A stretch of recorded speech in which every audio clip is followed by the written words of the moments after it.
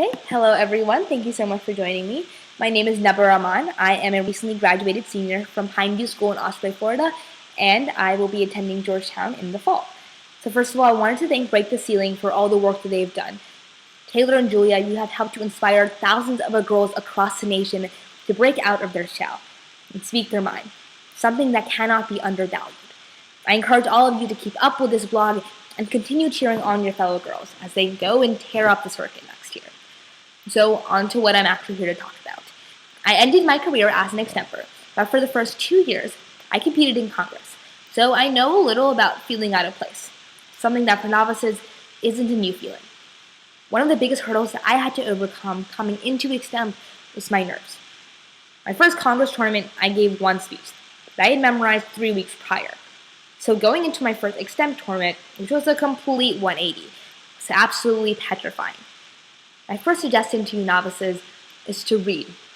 Lots. Every day when I'm eating breakfast, or back when my parents used to drive me to school, I would scroll through the Washington Post or CNN just to keep up with the daily news. I find that having a background on knowledge on any question is cause for a big sigh of relief. A big mistake that novices tend to make is that they depend too much upon the files, taking a question that seems easy and expecting to become an expert on the Keystone XL pipeline within 30 minutes. But if you already know the Obama administration's past environmental policies, or the different parties' stances on the pipeline itself, you are already miles ahead of your competitors. You can knock out a speech much faster, and then you can focus on your actual presentation. But it doesn't just have to be reading files. Much of this year's calc homework for me was done to the tune of Fareed Zakaria's podcast, and editorials provide intriguing food for thought as well. Other than that, prep room environment is incredibly important. Everyone has their own twist. Some people listen to music while they prep. Others sit away from their team in order to avoid distraction. For me, I need to keep up my energy, seeing as oftentimes I'm double or triple entered. So I drink lots of Mountain Dew or eat candy, which in retrospect isn't the best idea, but that's another issue. Essentially, do whatever you feel most comfortable with, because those 30 minutes need to focus directly upon that speech, because every second counts. Now, I remember for the first 2 years of my career, I spent most of the out rounds that I wasn't competing in watching interpret oratory, something that was more interesting or fun. And of course, there's nothing like a good HI or a heart-wrenching duo after a long day of competition. But I think novices tend to miss out on a great opportunity, watching their own event. My first extemp out round that I observed was state finals of 2013, and I still remember Aaron Hughes' winning speech. Because there's this stigma in extemp against watching your own competitors that you're competing against, which by the way, I don't really believe in, but that's the status quo, so we work with what we have. We don't have the chance to learn from each other. So, now for the past 2 years as captain of my own extemp team, I've been strongly encouraging my novices to watch extemp, any of the breakdowns. It doesn't even have to be me that they're watching, just so they can see what actually creates a good extemp speech. And they don't just sit there watching passively, but rather actively taking notes and flowing the round. A good extemp speech should be able to teach someone who has minimal knowledge on a topic enough to cross-examine them. I cannot tell you the number of points or topics that I've gotten from old speeches my colleagues have given. If you have the chance, ask the competitor who gave the speech why they included this stat or this analysis in their speech, and ask other observers their opinions on the round as well. Basically, be an active audience member so you know what it takes to make a finals-worthy speech. In addition, people oftentimes underestimate the social aspect of extemp. Yes, it's an individual event, but it doesn't have to be.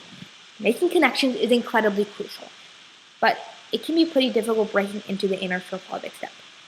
I would be lying to say that there isn't a hierarchy in extemp, with schools that have a history of long, impressive extemp programs, something that I had to face coming from a rather small and unknown program.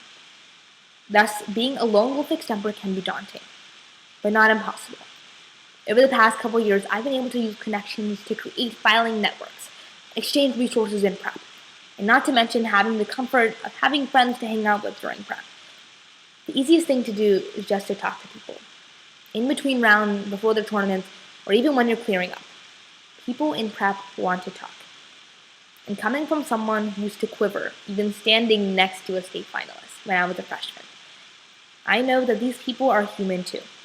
They also struggle with APs, with relationships, and with annoying little siblings. I met one of my best friends to this day just because we happened to sit next to each other on a bus one day. And with that, I close with my final notion. I just finished my last extemp tournament. And as much as it sucks being done with extemp, it burns even more knowing that I'm leaving the most amazing group of people I've ever met. My only regret is that I didn't branch out even more.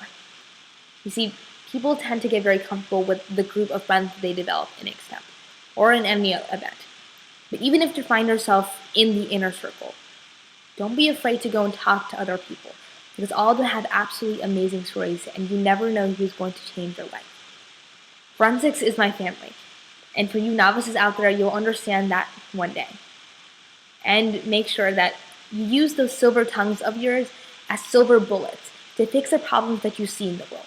Because girls, you are powerful. You are. Thank you so much for listening to Naba's podcast. If you have any questions or any concerns, don't be afraid to send me a message on Facebook or text me or contact me through the founders. Again, thank you so much to Break the Ceiling, and I will see you all later.